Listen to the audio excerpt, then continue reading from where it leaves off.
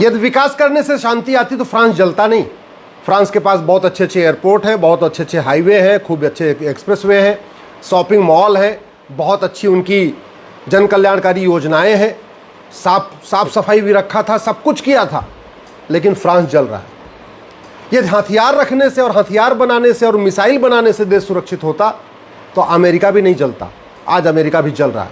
America के पास परमाणु बम भी है, लड़ाकू विमान भी हैं, जेट विमान भी हैं, खूब चीज़ें हैं जो पूरी दुनिया को अमेरिका बेचता है, और अब अमेरिका भी जल रहा है। भारत को फ्रांस और अमेरिका से सीखना चाहिए। न विकास करने से भारत सुरक्षित बनेगा, न अग्नि ब्रह्मोस बनाने से। और हमें खतरा पाकिस्तान से कम है, हमें खतरा बांग्लादेश से कम है, विदेशी खतरा हमें मात्र 1% है, 99% खतरा भारत के अंदर से है। लफ्ज़ जिहाद के कारण 1000 बेटियां प्रतिदिन लफ्ज़ जिहाद का शिकार हो रही हैं, लेकिन इसके ऊपर न संसद में चर्चा हो रही, न सुप्रीम कोर्ट में चर्चा हो रही है, न मीडिया में चर्चा हो रही है। कैसे इस लफ्ज़ जिहाद को रोका जाए, इस पर कोई बात ही नहीं हो रही। भारत में लैंड जिहाद चल रहा है। अंग्रेजों ने 20 लाख एकड़ ज़मीन मिशनरियों को, चर्चों को दे दिया था। उनकी 99 ईयर की लीज पूरी हो चुकी है, आज तक हमने इसको वापस नहीं लिया। बाद में जिन्ना ने वक्फ एक्ट बनवाया, फिर बाद में नेहरू ने वक्फ एक्ट बनाया, और वक्फ बोर्ड 40 लाख एकड़ ज़मीन पे कब्जा करके बैठा हुआ है। हम उसकी कोई ऑडिट करा नहीं रहे और हम वो ज़मीन वापस ले नहीं रहे, और लैंड जिहाद आज भी खूब चल रहा है। तो लफ्ज़ जिहाद भी चल रहा है, लैंड जिहाद भी चल रहा है, ड्रग जिहाद चल रहा है। स्कूल, कॉलेज, यूनिवर्सिटी, हर जगह देखिए ड्रग के ज़रिए हमारे युवाओं को नशेड़ी बनाया जा रहा है, नपुंसक बनाया जा रहा है। इस ड्रग के कारण बेटियों में बाजपन बढ़ रहा है, लेकिन ड्रग जिहाद के ऊपर कोई चर्चा ही नहीं हो रही। पॉर्न जिहाद चल रहा है, अश्लील वेबसाइट, अश्लील सीरियल, अश्लील फिल्में। हमारी यंग जनरेशन इस पॉर्न में डूब रही है, अश्लीलता में डूब रही है, फुहड़ता में डूब रही है। इसको कंट्रोल करने पे न संसद में चर्चा हो रही है, न सुप्रीम कोर्ट में चर्चा हो रही है। घुसपैठ जिहाद चल रहा है। इस समय 6 करोड़ पाकिस्तानी, अफगानिस्तानी, रोहिंग्या, बांग्लादेशी भारत में रह रहे हैं। अमेरिका में तो बहुत कम घुसपैठिए हैं और अमेरिका को जला रहे हैं। फ्रांस में बहुत कम घुसपैठिए हैं, 5 लाख से भी कम है, फ्रांस को जला रहे हैं। और हम तो 6 करोड़ घुसपैठियों को लेकर बैठे हुए। दुर्भाग्यवश आज तक हमने घुसपैठ खिलाफ कठोर कानून बनाया नहीं। प्रतिदिन 1500 हिंदू परिवारों का धर्मांतरण हो रहा है। 1500 हिंदू परिवार मतलब एक परिवार में अगर 7 आदमी मान के चलिए, 6 आदमी मान के चलिए, एवरेज अगर 6 से 7 आदमी मानिए एक परिवार में, तो लगभग 10,000 हिंदुओं का प्रतिदिन धर्मांतरण हो रहा है। धर्मांतरण कैसे रुकेगा? धर्मांतरण की फंडिंग कैसे रुकेगी? क्या इसका समाधान है? न इस पर संसद में चर्चा हो रही है, न सुप्रीम कोर्ट में चर्चा हो रही है। तो इसलिए डेमोग्राफी तेजी के साथ बदलती जा रही है। भारत में जनसंख्या जिहाद चल रहा है। आज भी 12 बच्चे, 14 बच्चे, 16 बच्चे पैदा हो रहे हैं। सरकारी आंकड़े कह रहे हैं जी यहाँ पे TFR डाउन हो रहा है, पॉपुलेशन का रेशियो कम हो रहा है। हाँ, लेकिन वो किसकी वजह से? हिंदुओं की वजह से, क्योंकि हिंदू 1 या 2 बच्चे कर रहे हैं। बाकी जिनको करना है वो आज भी 22 बच्चे, 24 बच्चे कर रहे हैं। किसी को अगर एविडेंस चाहिए, साक्ष्य चाहिए, तो मैं आपको दिल्ली में ही 10 से 20 बच्चों का सैकड़ों परिवार दिखा सकता हूँ। मैं गाजियाबाद, फरीदाबाद, नोएडा, NCR, सोनीपत, पानीपत, ये दिल्ली के 200 किलोमीटर के एरिया में ही 22-22 बच्चे वाले परिवार, 24-24 बच्चे वाले परिवार रहते हैं। तो जनसंख्या जिहाद चल रहा है, लेकिन इस पर न संसद में चर्चा हो रही, न सुप्रीम कोर्ट में चर्चा हो रही है। एजुकेशन जिहाद चल रहा है। माइनॉरिटी के नाम पे गजब का एजुकेशन जिहाद चल रहा है। मदरसे खुलते जा रहे हैं, मिशनरी स्कूल खुलते जा रहे हैं, और मदरसा और मिशनरी स्कूल धर्मांतरण का सबसे बड़ा अड्डा है। भारत को बर्बाद करने के लिए वहाँ तालीम दी जा रही है, ये समझना पड़ेगा। दुर्भाग्यवश न उस पर संसद में चर्चा हो रही, न सुप्रीम कोर्ट में चर्चा हो रही है। आज तक हमने माइनॉरिटी मेजॉरिटी खत्म करना तो छोड़िए, माइनॉरिटी को डिफाइन तक नहीं किया, एक डिफिनीशन में नहीं बनाई कि हाँ भैया ये जो आदमी 5 लाख, जिसकी पॉपुलेशन 5 लाख से कम है, या जिसकी पॉपुलेशन 10 लाख से कम है, या जिसकी पॉपुलेशन 50 लाख से कम है नेशनल लेवल पे, वो माइनॉरिटी कहलाएगा। आज तक हमने माइनॉरिटी कोई परिभाषा नहीं बनाया, सब माइनॉरिटी बने हुए। भारत में इकोनॉमिक जिहाद चल रहा है, हलाल जिहाद चल रहा है, भारत में टैक्स जिहाद चल रहा है। ये जो टैक्स सिस्टम चल रहा है, इसके कारण सारे के सारे बिजनेस, व्यापार हिंदुओं के हाथ से निकलते जा रहे हैं। लेकिन इस पे न संसद में चर्चा हो रही है, न सुप्रीम कोर्ट में चर्चा हो रही है। भारत में सिटीजनशिप जिहाद चल रहा है, जबरदस्त नागरिकता ली जा रही है यहाँ की। और कैसे ली जा रही है? पहले 2000 में फर्जी आधार बनवाते हैं, फिर 2000 में राशन कार्ड बनवा लेते हैं, 2000 रुपये में बर्थ सर्टिफिकेट बनवा लेते हैं, 3-4 हज़ार में ड्राइविंग लाइसेंस बना लेते हैं। तो भ्रष्टाचार के जरिए 4-5 डॉक्यूमेंट इकट्ठा करते हैं, उसके बाद वोटर ID में नाम जुड़वा लेते हैं, बाद में भारत के नागरिक बन जा रहे हैं। तो भारत में सिटीजनशिप जिहाद चल रहा है। भारत में पार्लियामेंट्री जिहाद हुआ है। 50 से ज्यादा घटिया कानून 1950 के बाद बनाए गए भारत को बर्बाद करने के लिए, लेकिन जो पार्लियामेंट्री जिहाद हुआ उसके खिलाफ कुछ चर्चा ही नहीं हो रही। हम इमरजेंसी की निंदा करते हैं, हर साल 25 जून को हम काला दिवस मनाते हैं, लेकिन इमरजेंसी के दौरान जो संविधान में संशोधन हुआ, जो सोशलिस्ट सेकुलर शब्द आया, उस पर कोई चर्चा ही नहीं हो रही। अभी मथुरा में इमरान ने 50 लड़कियों का टारगेट लिया था और 50 में 23 लड़कियों के साथ संबंध बनाने में सफल भी हो गया। मैं गारंटी के साथ कहता हूं, अगर narco polygraph brain mapping test करके देखें तो पता चलेगा उसको 23 लाख आ चुका होगा। तो भारत में हवाला जिहाद चल रहा है, काले धन के कारोबार, काले धन से जरिए पूरे भारत को बर्बाद करने की साजिश हो रही है। पीएफआई जैसी संस्थाएं, एसडीएफआई जैसी संस्था, ऐसा कोई जिला नहीं होगा जहां एक दो अलगाववादी एनजीओ नहीं बने हुए, एक दो अलगाववादी संगठन नहीं बने हुए। एफसीआरए के जरिए भारत को बर्बाद करने के लिए विदेशों से फंडिंग आ रही है, हवाला के जरिए भारत को बर्बाद करने के लिए विदेशों से फंडिंग आ रही है, फिर भी न 100 रुपए से बड़ी नोट बंद करने पर चर्चा हो रही है, न 5000 रुपए से महंगे सामान का कैश लेन देन बंद करने पर चर्चा हो रही है, न प्रॉपर्टी को आधार से लिंक करने पर चर्चा हो रही है, न गद्दारों को, जासूसों को फांसी देने के लिए कानून बनाने पर चर्चा हो रही है। आज तक हमने लफ्ज़ जिहाद को न राष्ट्र की सुरक्षा के लिए खतरा घोषित किया, न देश की एकता अखंडता के लिए खतरा घोषित किया, न वेजिंग वॉर डिक्लेयर किया, न इसको देशद्रोह किया, न इसको हमने ऑर्गेनाइज क्राइम डिक्लेयर किया, जबकि 1000 बेटियां प्रतिदिन लफ्ज़ जिहाद का शिकार हो रही। आज तक हमने जो लैंड जिहाद चल रहा है, जंगलों पे कब्जा हो रहा है, नदियों पे कब्जा हो रहा है, हमने इस लैंड जिहाद के खिलाफ सेंट्रल लेवल पे कोई एक कठोर कानून नहीं बनाया। आज की डेट में जो ड्रग जिहाद चल रहा है, नशा तस्करों को फांसी देने और उनकी नागरिकता खत्म करने, उनकी प्रॉपर्टी जब्त करने के लिए हमने कानून नहीं बनाया। भारत में घुसपैठिए आ रहे हैं, घुसपैठियों के मददगारों को जेल में डालने के लिए हमने कोई कानून नहीं बनाया। घुसपैठिए पकड़ लेते हैं, लेकिन घुसपैठियों का narco polygraph brain mapping test करके ये नहीं पूछते तुम्हें भारत में मदद किसने किया। अरे घुसपैठियों के मददगारों के ऊपर आप एनएसए लगाइए, यूएपीए लगाइए, वेजिंग वॉर लगाइए, देशद्रोह लगाइए, गैंगस्टर लगाइए, मैं गारंटी के साथ कहता हूं एनआरसी की जरूरत नहीं पड़ेगी।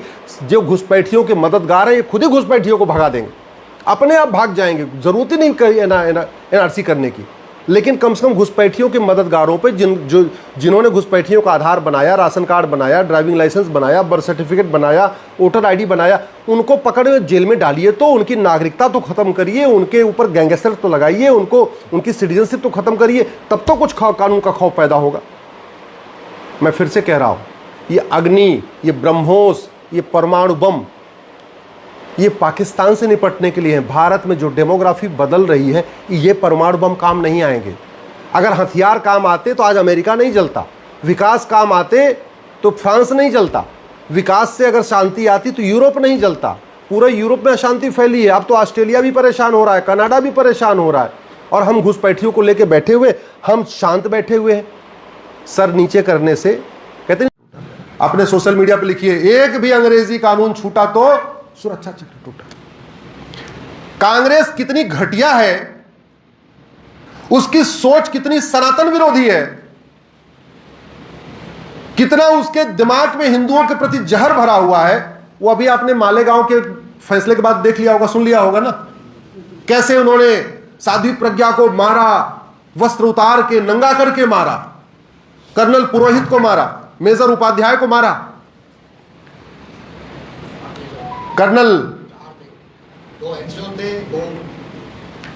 पुरोहित अगर सेना में होते तो आज की डेट में ब्रिगेडियर होते। मेजर रमेश उपाध्याय अगर कंटिन्यू सेना में रहे होते, उनके ऊपर मालेगांव में नहीं फंसाया होता, तो आज की डेट में लेफ्टिनेंट जनरल होते हो। 17 साल उनका कैरियर तबाह कर दिया, भगवा आतंकवाद की थ्योरी गढ़ दिया, और हम इस बात से खुश हो रहे हैं कि देखो जी भगवा आतंकवाद झूठा साबित हो गया। अरे हिंदू आतंकवादी होता ही नहीं है, भगवा आतंकवाद होता ही नहीं है, तो अगर हमारे दाग धुल गए तो ये खुश होने की बात है क्या? जोर से बोलिए जरा। अरे ये समय है प्रतिशोध लेने का, ये समय है जिन लोगों ने भगवा आतंकवाद की थ्योरी दिया उनकी 100% प्रॉपर्टी जब्त करके उनके ऊपर देशद्रोह की धारा लगा के उनको जेल में डालेगा।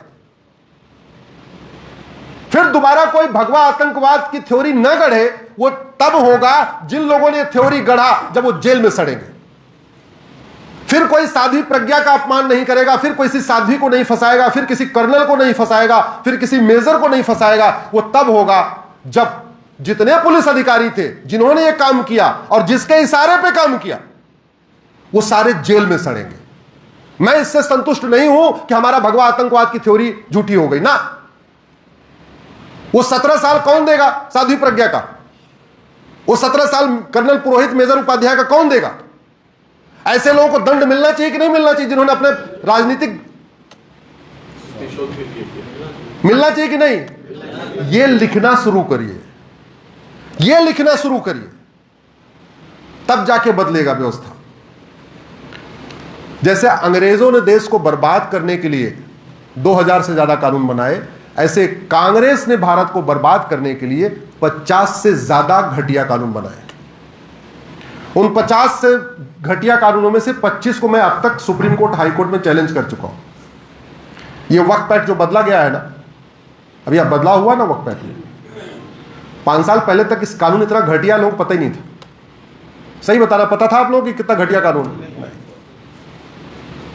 फिर हमने इसको कोर्ट में चैलेंज किया, फिर चर्चा शुरू हुई, मीडिया डिबेट शुरू हुई, फिर सरकार ने उसको किया। वक्फ एक्ट जैसे कांग्रेस ने 50 कानून बनाए हैं। और कितना घटिया कानून! 1913 में पहला वक्फ एक्ट बना और वो चला 1953 तक।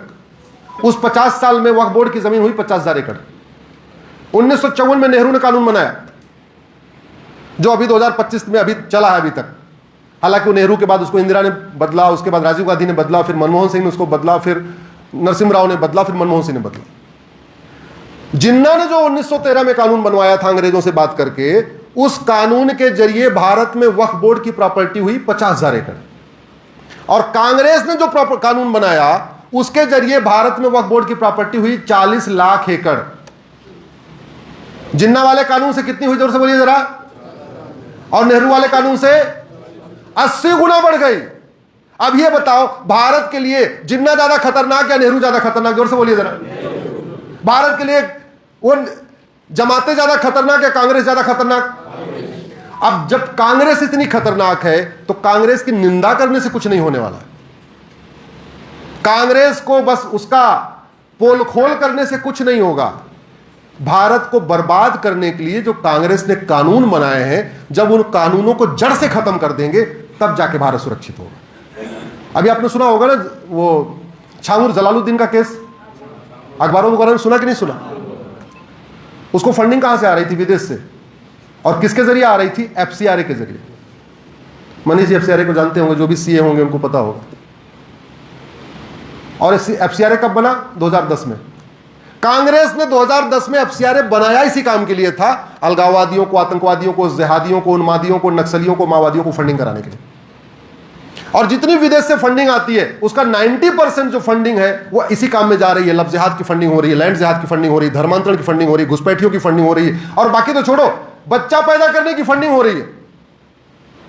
2-2, 3-3 लाख रुपए मिल रहे एक बच्चा पैदा करने पे, और इसलिए 14 बच्चे, 16 बच्चे, 18 बच्चे पैदा कर रहे हैं। घुसपैठियों को झुग्गी बनाने के लिए 2-2, 3-3 लाख मिल रहा है। तुम रोहिंग्या हो, तुम बांग्लादेशी हो, पकड़ो 3 लाख रुपए पकड़ो, कहीं चले जाओ जहां सुनसान जगह हो, कोई जंगल हो, हाईवे हो, जाओ वहां झुग्गी बना के रहो। आपके झुंझुनू की डेमोग्राफी बदली कि नहीं बदली? और इसी रेशियो से बदलती रहेगी तो शायद 20-25 साल के बाद क्या होगा आप अभी कल्पना में सोच भी नहीं सकते। और हम कल्पना, ये मानव स्वभाव है, हम कड़वा सच सोचते ही नहीं, हम मीठा मीठा सोचते हैं। जैसे मुझे पता है मेरे पिताजी जाएंगे, नहीं रहेंगे इस दुनिया में, सबको पता है। हम लोग सोचते हैं क्या? नहीं। हमें पता है हम भी मरेंगे, हम सोचते हैं क्या? नहीं। हमारी पत्नी भी जाएगी, हम सोचते हैं क्या? नहीं। ये मानव स्वभाव है कि जो भयभीत करने वाली चीजें होती हैं, वो भले सत्य हो, हम उसको सोचते ही नहीं। मैं आपको कह रहा हूं, अगर लव जिहाद, लैंड जिहाद नहीं रुका, धर्मांतरण के लिए कानून नहीं बना, घुसपैठियों को नहीं निकाला गया, जनसंख्या विस्फोट नहीं रोका गया, तो शायद आप जो झुंझुनू के बारे में कल्पना नहीं कर रहे हैं वो होगा, 100% होगा। जो आप फतेहपुर के बारे में कल्पना नहीं कर रहे हैं वो होगा, और बाकी तो छोड़ो, जो भारत के बारे में नहीं सोच रहे वो भी होगा। अपने सांसद विधायक से मिलकर कहिए कि भारत में 5 लाख बेटियां हर साल गायब हो रही हैं। कितनी बेटियां गायब हो रही हैं? 5 लाख में से 4 लाख लफ्ज़-ए-जिहाद का शिकार हो रही है। 4 लाख लफ्ज़-ए-जिहाद का शिकार हो रही है, यानी पर डे 1000 बेटियां लफ्ज़-ए-जिहाद का शिकार हो रही हैं। और हमें जो सबसे बड़ा खतरा किससे है? जोर से बोलिए जरा, किससे है? किससे खतरा है? हाँ। कन्हैया को जिसने मारा वो कौन था? जोर से बताइए ना। कन्वर्टेड हिंदू था। मुस्लिम तो अरब दुबई में रहते हैं, कुवैत में रहते हैं। यहां भारत में जो भी है वो कौन है? वो अफजल गुरु कौन था? कन्वर्टेड। जोर से बताइए, कन्वर्टेड हिंदू। बुरहान वानी कौन था? कन्वर्टेड हिंदू। कल जो रईस खान ने भगवती को मारा वो कौन है? आपके फतेहपुर में जितने रहते हैं ये कौन है? आपके जो झुंझुनू में रहते हैं ये कौन है? भारत में 2 ही कैटेगरी के लोग रहते हैं, या तो हिंदू या तो कन्वर्टेड हिंदू। तीसरी कैटेगरी नहीं है। 2 ही कैटेगरी है, या तो हिंदू, जोर से बोलिए, या तो कन्वर्टेड हिंदू। 15वीं शताब्दी में भारत में 100% हिंदू थे। 15वीं शताब्दी में पाकिस्तान, अफगानिस्तान, बांग्लादेश, मालदीव, इंडोनेशिया, मलेशिया में 100% हिंदू थे। आप लोग कहीं घूमने गए होंगे, बाली, कोई गया कि नहीं गया आप में से? आप गए? हाँ। कितने मंदिर है वहां? 12,000 मंदिर। जिस बाली में 12,000 मंदिर है, 12,000 मंदिर कब बना होगा? जब हिंदू रहे होंगे। आज वहां क्या डेमोग्राफी हो गई? कितने हिंदू बचे हैं? 2%। जिस बाली में 12,000 हिंदू है, 12,000 मंदिर है, वहां हिंदू कितने बचे? 2%। वो इंडोनेशिया भी 100% हिंदू थे, मलेशिया में भी 100% हिंदू थे। मतलब वर्तमान एशिया पूरा भगवान श्री राम ने राज किया, वर्तमान एशिया पे पूरे युधिष्ठिर ने राज किया, और आधे एशिया पे चंद्रगुप्त मौर्य ने राज किया। तो जितना ये कन्वर्जन शुरू हुआ, ये पिछले 2000 साल में हुआ, और ज्यादा हुआ पिछले साल भर 1000 साल में हुआ। हमारे लिए सबसे बड़ा खतरा क्या है? कन्वर्जन, धर्मांतरण। और धर्मांतरण कितना हो रहा है? 5 लाख बेटियां गायब हो रही हैं, उसमें से 4 लाख लफ्ज़-ए-जिहाद का शिकार हो रही है। इसके अलावा पर डे 1500 हिंदू परिवारों का धर्मांतरण हो रहा है। 1500 हिंदू परिवार का मतलब एक परिवार में 6 से 7 आदमी मान के चलिए, तो पर डे 10,000 हिंदुओं का धर्मांतरण हो रहा है। पर डे 90,000 बच्चे पैदा हो रहे हैं। आप में से कितने लोग फेसबुक यूज करते हैं? कम लोग यूज करते हैं। अच्छा, सब करते हैं। थोड़ा संख्या बढ़ा लीजिए, क्या पता आपके 500 फ्रेंड हो, 1000 फ्रेंड हो, उनको बढ़ा लीजिए, 5000 कर लीजिए। करना कैसे? तरीका बता दिया। आपका नाम क्या है? मीना।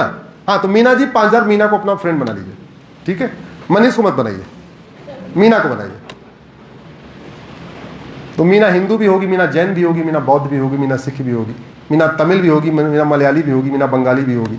लेकिन आप यहां बैठे बैठे 5000 मीना को जागृत कर सकती हैं। आप में से कितने लोगों के 10 से ज्यादा बच्चे हैं आपके परिवार में? हाथ उठाइए। 10 से बड़ा? अच्छा, 5 से 10 किसके हैं? 4। अच्छा, प्रणाम करता हूं, आपको 4 बच्चे हैं। आपने बहुत मान का किया, आपके लिए ताली बजाइए। कुछ दिन के बाद आपका गांव में बोर्ड और लगाना पड़ेगा। अच्छा, आपके बच्चों कितने बच्चे हैं? 2। अभी भी मैं दिल्ली में आपको कम से कम 1000 परिवार दिखा सकता हूं, 20 से 25 वाला। अभी भी 2025 की बात बता रहा हूं। दिल्ली, एनसीआर, गाजियाबाद में, नोएडा में, फरीदाबाद में 15 से 20 तो कॉमन है। आपको हर गांव में 15 से 20 वाले मिल जाएंगे। ये जो 83 करोड़ मुफ्त राशन जा रहा है, उसमें बहुत बड़ी मात्रा में ऐसी राशन जा रहा है। 90,000 बच्चे रोज पैदा हो रहे हैं। अपने सांसद विधायक को बताइए, हमारे पास जमीन 2% है, पानी मात्र 4% है, जनसंख्या हमारी 20% हो चुकी है दुनिया की। पानी हमारे पास दुनिया का नहीं, जमीन दुनिया की 2%, पानी दुनिया का 4%, और जनसंख्या दुनिया की 20%। और अभी स्पीड कम नहीं हुई है, कार्य प्रगति पे है। हम आप रोक सकते हैं क्या? हम आप अपने रोक सकते हैं, बस इतने कर सकते हैं। पड़ोसी रोक सकते हैं क्या? नहीं। पड़ोसी को कौन रोकेगा? जोर से बताइए। जब चीन जैसा कानून होगा कि 2 से ज्यादा किया, चलो दूसरे में जुड़वा हो गया तो 3 मान लेंगे, अदरवाइज अगर ज्यादा किया नागरिकता खत्म हो जाएगी। ये कानून बनाने की कोई लागत आती है क्या? जोर से बताइए जरा। नहीं। तो बन क्यों नहीं रहा है? हमने बोलना, हम बोलते भी नहीं हैं, हम सोचते भी नहीं, हम देखते भी नहीं।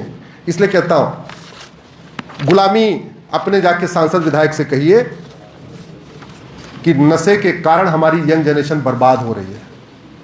मुझे नहीं पता आपके झुंझुनू में कितने नशेड़ी लोग हो चुके हैं, लेकिन सच्चाई है लाखों माता पिता नशेड़ी बच्चों से परेशान है, लाखों बहन बेटियां अपने नशेड़ी पतियों से परेशान है, लाखों बच्चे नशेड़ी बाप से परेशान है। और ये ड्रग का जो पैसा जा रहा है, इस ड्रग के पैसे से 50% जो ड्रग का पैसा है वो लव जिहाद की फंडिंग पे खर्च हो रहा है, धर्मांतरण की फंडिंग पे खर्च हो रहा है, घुसपैठियों की फंडिंग पे खर्च हो रहा है। तो हमारा धन भी जा रहा है, हमारा धर्म भी जा रहा है। कौन रोकेगा? जो लोग सिंगापुर गए होंगे उनको पता होगा, सिंगापुर में आप ड्रग का नामो निशान नहीं है।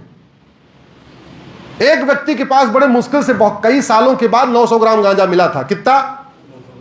एक व्यक्ति के पास कई सालों के बाद 900 ग्राम गांजा मिला, उठा के उसको फांसी दे दिया। फिर दोबारा किसी की जरूरत है गांजा बेचने की सिंगापुर में? नहीं। हमारी पूरी यंग जनरेशन इसमें बर्बाद हो रही है। पंजाब में धर्मांतरण इसी ड्रग के दम पे हो रहा है। कौन रोकेगा इसको? जोर से बताइए जरा। जागो हिंदू जागो से रुकेगा? जागो सरकार जागो से रुकेगा? किससे रुकेगा? हाँ, जागो सांसद जागो, जागो विधायक जागो, जागो सरकार जागो, इसको करना पड़ेगा।